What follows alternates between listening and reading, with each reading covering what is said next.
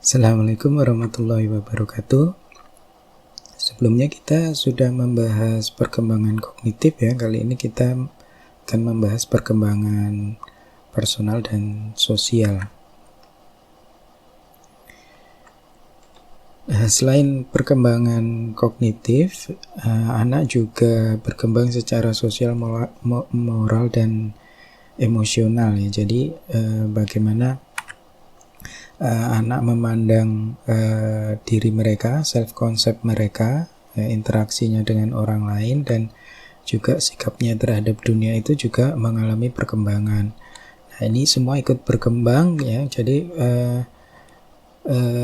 mengapa kita mempelajari ini? Karena ini penting untuk bagi kita ya, bagi guru juga ya, untuk memotivasi ya, mendidik dan berinteraksi dengan anak atau siswa. Nah, kita akan memfokuskan pada teori perkembangan psikososial Erik Erikson ya. Jadi Erikson ini merupakan muridnya dari Freud ya. Jadi teorinya itu banyak yang terpengaruh oleh teori perkembangan dari Freud gitu. Nah, teori Erikson juga sering disebut psychosocial theory ya, karena merupakan gabungan ya dari konsep psikologi dan perkembangan sosial gitu. Nah, ada 8 tahapan perkembangan sosial. Nah, dari setiap tahapan ini Erikson menyampaikan adanya krisis ya, ada psychosocial crisis ya yang harus mereka selesaikan. Nah, kebanyakan individu itu bisa menyelesaikan krisis ini gitu. Nah, dan kemudian menyelesaikan dan kemudian berlanjut pada tantangan krisis di tahap selanjutnya. Tapi ada beberapa yang tidak bisa menyelesaikan krisis ini. Nah, kemudian harus menghadapinya lagi di tahap berikutnya gitu ya.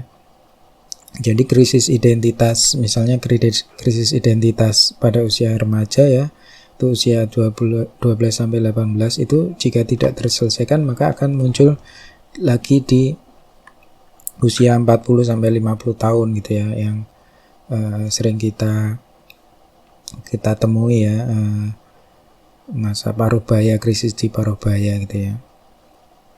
Oke, ini akan kita bahas lebih lanjut ya.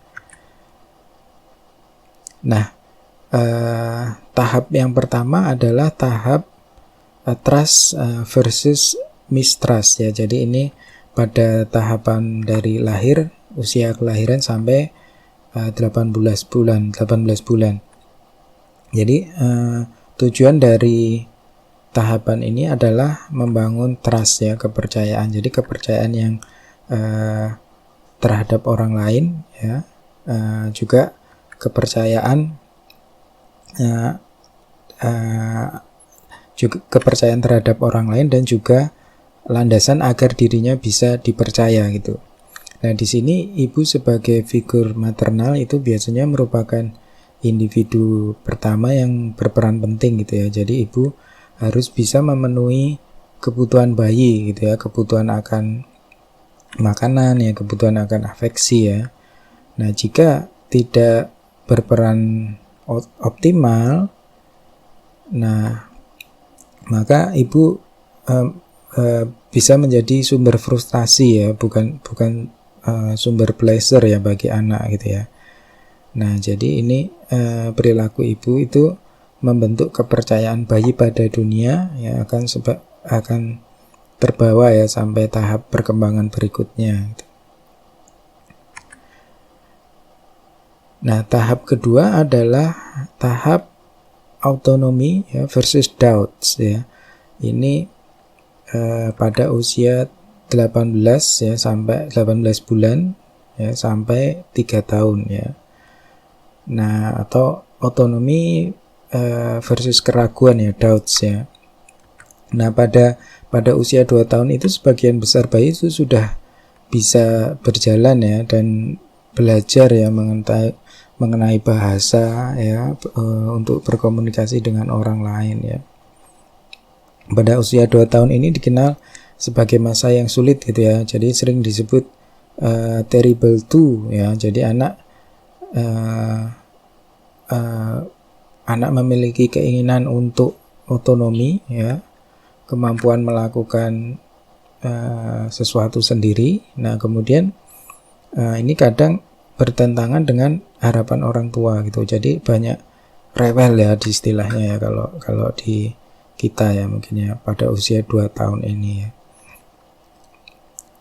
Nah, orang tua yang fleksibel gitu ya, orang tua yang fleksibel akan membiarkan anaknya mengeksplorasi secara bebas ya. Jadi melakukan sesuatu sendirian ya, tapi pada saat yang sama memberikan arahan ya, dukungan ya. Nah, ini akan menciptakan perasaan otonomi pada anak itu. Nah, kalau orang tua terlalu melindungi, terlalu restriktif ya, terlalu melarang gitu, anak akan merasa tidak mempunyai kekuatan ya, powerless ya, merasa tidak kompeten ya. Anak kemudian bisa merasa malu ya, memiliki keraguan ya, doubts ya, dengan kemampuan mereka sendiri. Nah, ini tahap 2 ya, autonomy versus doubts ya. Nah, kemudian tahap ketiga adalah tahap inisiatif ya versus guilt ya. Inisiatif ya, kemudian versus guilt ya, perasaan bersalah. Ini pada usia 3 sampai 6 tahun ya. Pada tahapan ini anak akan semakin mahir ya dengan kemampuan motorik ya dan bahasa mereka ya. Jadi mereka semakin agresif ya, atau semakin cepat ya, semakin kuat ya dalam mengeksplorasi lingkungan fisik dan sosial mereka gitu.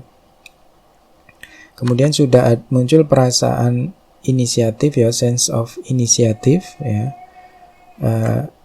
Hal ini didorong oleh orang tua atau anggota keluarga ya, atau pengasuh gitu ya, yang memperbolehkan mereka untuk berlari ya, melompat, bermain gitu ya, melempar, meluncur, melempar gitu ya. Nah, Erikson menyampaikan bahwa adanya kepercayaan bahwa pada anak ya, bahwa ia adalah individu yang bebas ya, individu yang dia sendiri gitu ya. Jadi dia tuh mulai mengerti ya, ingin menjadi orang seperti apa gitu. Nah, kalau pada tahap ini orang tua itu menghukum anak terlalu berat ya karena inisiatif mereka itu tadi, nah nanti ini akan menimbulkan perasaan bersalah ya, guilt ya, mengenai anak akan merasa bersalah terkait dorongan mereka ya, needs mereka ya pada saat ini ya, atau juga nanti berpengaruh pada tahapan kehidupan berikutnya gitu. Oke, selanjutnya tahap 4 ya, ini disebut industry ya versus inferiority ya, pada usia 6 sampai 12 tahun ya. Nah, ini mulainya di sini mulai masa sekolah ya. Jadi ini merupakan perkembangan besar ya pada dunia sosial anak gitu ya. Pengaruh orang tua kini semakin menurun ya, sementara pengaruh guru dan teman itu sangat meningkat ya di tahapan ini gitu ya.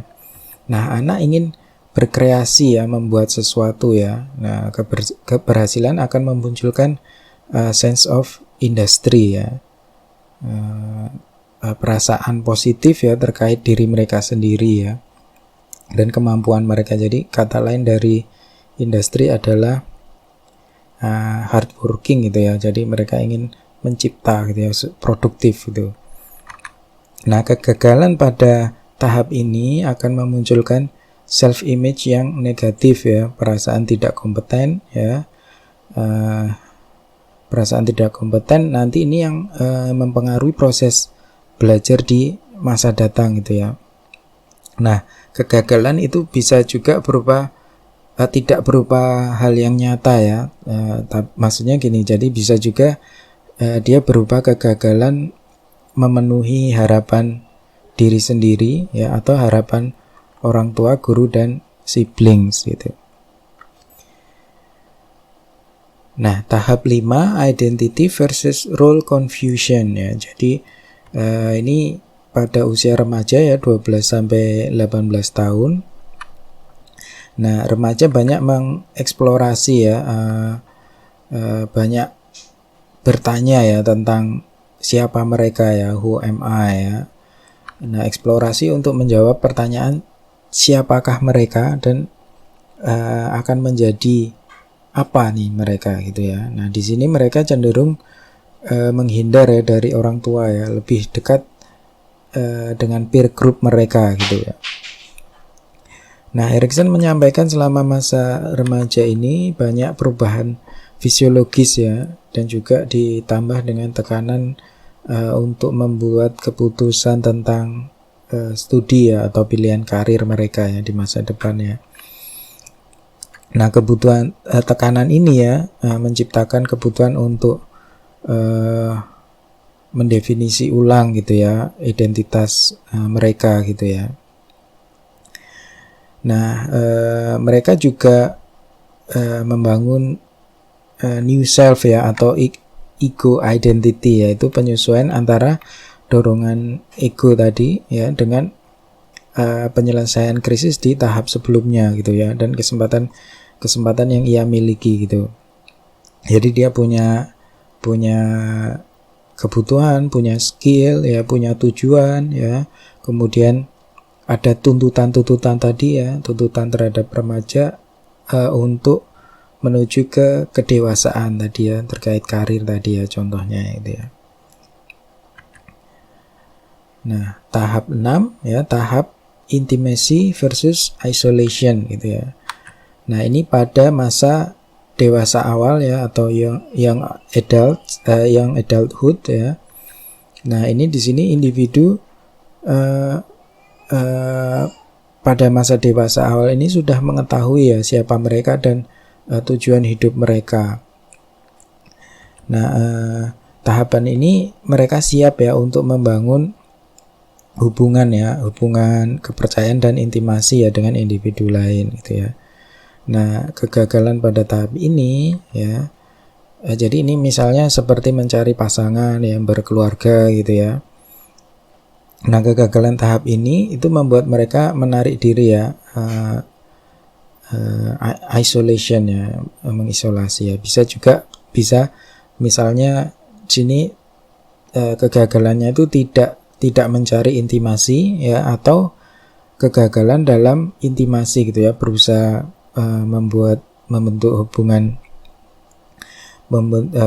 membangun hubungan kepercayaan gitu, tapi kemudian gagal. Itu termasuk kegagalan di sini yang mengakibatkan isolasi gitu. Nah, tahap selanjutnya ya itu tahap middle adulthood ya, itu masa dewasa tengah ya kalau kita terjemahkan ya. Itu sekitar usia 40-an ya, 40 sampai 65 tahun. Ini adalah masa generativity versus self absorption ya. Nah, generativity itu adalah keinginan untuk membangun atau memandu gitu ya, membantu generasi selanjutnya yang lebih muda gitu ya. Nah, ini biasanya bisa dicapai dengan membesarkan anak sendiri gitu ya. Namun bisa juga dicapai dengan proses kreatif seperti mengajar gitu ya. Nah, pada tahap ini individu harus terus mengembangkan diri ya, karena kalau tidak mereka akan merasa stagnan gitu ya, dan ya kemampuannya menurun gitu ya. Nah, self absorption ya, atau self indulgence ya, atau preoccupied, self-centered, self-obsessed ya. Ini kata-kata lain dari self-absorption. Jadi mereka itu jika generativity ini tidak berhasil, ya mereka akan menjadi individu yang sibuk dengan dirinya sendiri, ya, tidak memperhatikan orang lain, ya, atau tidak ingin memahami orang lain. Nah, juga bisa kalau mereka berusaha juga biasanya menjadi salah, ya, dalam memahami orang lain gitu, ya. Nah, ini memang jadinya individu yang sulit gitu, ya, untuk berteman gitu, ya, berinteraksi dengan orang lain gitu.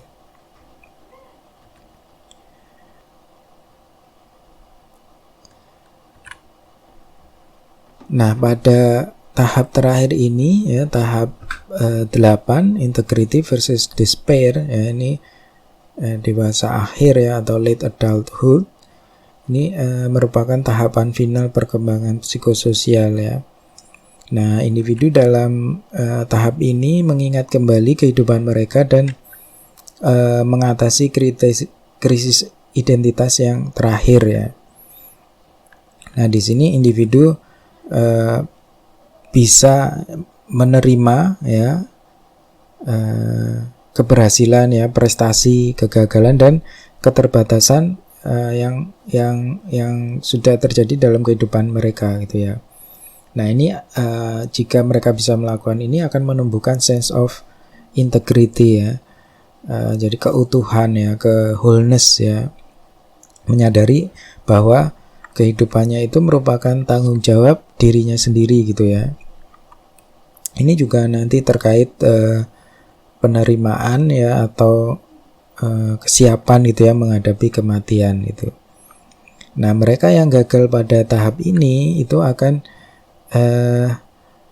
mereka merasa kecewa gitu, ya, terhadap keputusan dalam hidupnya gitu, ya, atau kecewa terhadap kondisi kehidupan saat ini, ya, yang tidak sesuai dengan harapan mereka gitu, ya.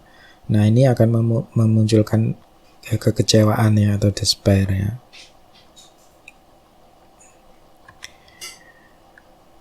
Nah, beberapa kritik, ya, terhadap Erikson, ya, itu adalah bahwa ini sebenarnya mirip, ya, dengan kritiknya terhadap Piaget, ya.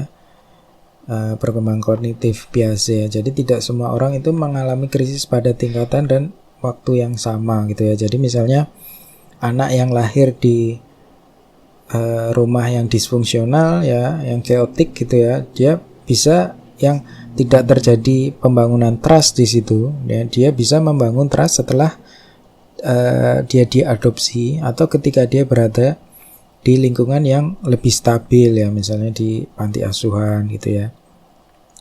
Nah, juga individu yang mengalami pengalaman buruk, ya, di masa sekolah, ya, dia kemudian merasa inferior, ya, ini mereka nanti akan bisa jadi mereka itu menemukan kompetensi yang tinggi ketika bekerja gitu, ya. Jadi resolve-nya